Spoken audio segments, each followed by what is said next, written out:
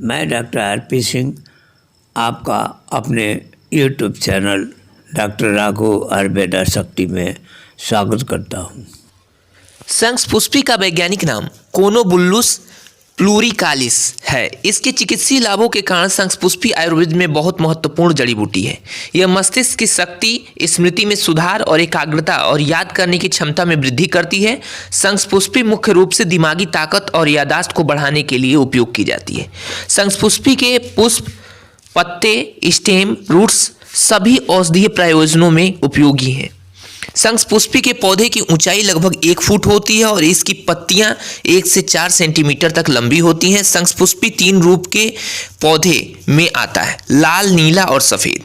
सफ़ेद फूलों वाली शंखपुष्पी का पौधा सबसे अच्छा माना जाता है। शंखपुष्पी के पौधे के फल छोटे, गोल, चिकने, चमकदार और भूरे रंग के होते हैं। शंख के आकार के फूल होने की वजह से इसे शंखपुष्पी कहा जाता है। शंखपुष्पी मानसिक थकान के लिए काफ़ी उपयोगी है। यह व्यक्ति ध्यान केंद्रित करने में असमर्थ और सुस्ती महसूस करता है, तब इसका उपयोग बहुत ही लाभकारी होता है। हालांकि मानसिक थकान में कई कारण होते हैं, लेकिन सबसे सामान्य कारण अधिक काम, कंप्यूटर पर काम, अध्ययन, सीखने या याद रखना और मानसिक तनाव होते हैं। यदि सभी कारण मन या मस्तिष्क से संबंधित होते हैं तो शंखपुष्पी मानसिक थकान के सभी मूल कारणों पर अच्छी तरह से काम करती है।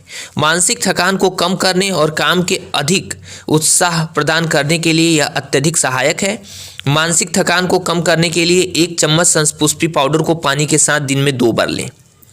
शंखपुष्पी संज्ञानात्मक कार्यों में सुधार और मेमोरी बूस्टर के रूप में कार्य करती है। यह याद करने की शक्ति में सुधार करती है। यद्यपि डिमेंशिया यानी मनोभ्रंश के कई कारण होते हैं, लेकिन जब सभी कारण मस्तिष्क कोशिकाओं को क्षति की ओर ले जाते हैं, शंखपुष्पी मस्तिष्क कोशिका क्षति को रोकने के द्वारा प्रगतिशील डिमेंशिया में मदद करती है। यह मनोभ्रंश और स्मृति हानि के लक्षणों को सुधारने के लिए शेष तंत्रिका कोशिकाओं के कार्यों में सुधार भी करती है।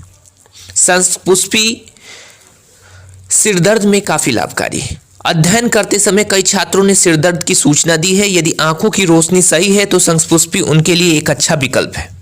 आमतौर पर इस प्रकार की सिरदर्द मानसिक कमजोरी, मानसिक कार्यभार, दीर्घकालीन अध्ययन या मानसिक तनाव के कारण होते हैं। शंखपुष्पी मस्तिष्क को शक्ति प्रदान करती है, इस प्रकार यह परेशान नसों को शांत करने और सिरदर्द का इलाज करने में मदद करती है। इस मामले में शंखपुष्पी सिरप को अधिक लाभकारी माना जाता है। शंखपुष्पी में मानसिक चिड़चिड़ापन और आवेग को कम करने के गुण होते हैं। ध्यान की कमी, ध्यानाभाव एवं अति सक्रियता विकार के लिए 250 मिलीग्राम शंखपुष्पी पाउडर, 500 मिलीग्राम ब्राह्मी, 125 मिलीग्राम मुक्ता भस्म और 30 मिलीग्राम अभ्रक भस्म को मिक्स करके सेवन करें। यदि ADHD वाले बच्चे सबसे चिड़चिड़ा, आक्रामक, अभिभूत महसूस कर रहे हैं और गर्मी से सनसनी, अत्यधिक पसीना, बेचैनी हो रही है, तो 250 मिलीग्राम शंखपुष्पी पाउडर, 250 मिलीग्राम मुक्ता भस्म, 250 मिलीग्राम प्रवाल पिष्टी, 250 मिलीग्राम गिलोय सत्व और 500 मिलीग्राम मुलेठी को अच्छे से मिक्स कर इसे दिन में 2 बार पानी या दूध या शहद के साथ ले सकते हैं। शंखपुष्पी का अन्य जड़ी बूटियों के साथ संयोजन आत्म केंद्रित की समस्या से पीड़ित बच्चों की मदद कर सकता है। 250 मिलीग्राम शंखपुष्पी पाउडर, 100 मिलीग्राम ब्राह्मी, 100 मिलीग्राम अश्वगंधा, 100 मिलीग्राम मंडूक पर्णी, 50 मिलीग्राम जटामांसी, 50 मिलीग्राम मुक्ता भस्म और 25 मिलीग्राम अभ्रक भस्म को मिक्स करके दिन में 2 बार पानी के साथ सेवन करें। जो व्यक्ति जोर से आवाज़, उज्ज्वल प्रकाश, मजबूत गंध को सहन नहीं कर सकता, उसे अत्यधिक संवेदनशील व्यक्ति कहा जाता है। इस समस्या का मूल कारण तंत्रिकाओं की अति संवेदनशीलता होता है। हालांकि इस विकार के लिए शंखपुष्पी अकेले ही पूरी तरह से प्रभावी नहीं है, लेकिन 250 मिलीग्राम शंखपुष्पी पाउडर के साथ 125 मिलीग्राम मुक्ता भस्म, 125 मिलीग्राम प्रवाल पिष्टी, 125 मिलीग्राम अभ्रक भस्म और 50 मिलीग्राम रतन भस्म का आयुर्वेदिक संयोजन ऐसे लक्षणों का उपचार करने में काफ़ी प्रभावी है। जो भी मानसिक तनाव या अवसाद का कारण हो, लेकिन तनाव या अवसाद मस्तिष्क में शारीरिक परिवर्तन, न्यूरोट्रांसमीटर असंतुलन और हार्मोन में परिवर्तन को प्रभावित कर सकता है। मस्तिष्क और हार्मोन परिवर्तनों में शारीरिक परिवर्तन पर संस्पुष्पी की कार्यवाही अज्ञात है। हालांकि यह मस्तिष्क रासायनिक असंतुलन के मामले में प्रभावी है। यह डोपामाइन के स्राव को बढ़ाता है और जिससे व्यक्ति को अच्छा और सतर्क महसूस होता है। संस्पुष्पी अधिक प्रभावी होती है। यह भावनात्मक विशेषताओं से एनोरेक्सिया नर्वोसा या भूख की कमी या भूख की हानि होती है। संस्पुष्पी में भूख और पाचन उत्तेजन के गुण भी होते हैं। इससे भूख में सुधार करने में मदद मिलती है। आयुर्वेद के अनुसार गर्भाशय या इसकी संरचनाओं की कमजोरी के कारण बार बार गर्भपात होते हैं। इस प्रयोजन के लिए गर्भाशय को मजबूत करने और गर्भपात को रोकने के लिए 1.5 ग्राम संस्पुष्पी को 1.5 ग्राम अश्वगंधा पाउडर के साथ लिया जाता है।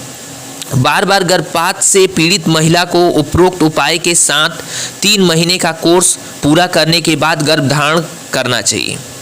संस्पुष्पी के उपयोग के साथ कोई दुष्प्रभाव नहीं देखा गया है। कुछ लोगों को ताज़ा हर्बल पेस्ट लेने के दौरान परेशानी महसूस हो सकती है।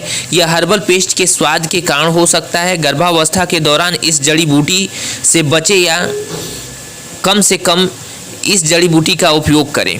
इस जड़ी बूटी को केवल चिकित्सक से सलाह लेने के बाद ही लिया जाना चाहिए। यह स्तनपान कराने वाली मां के उपयोग के लिए काफ़ी सुरक्षित है।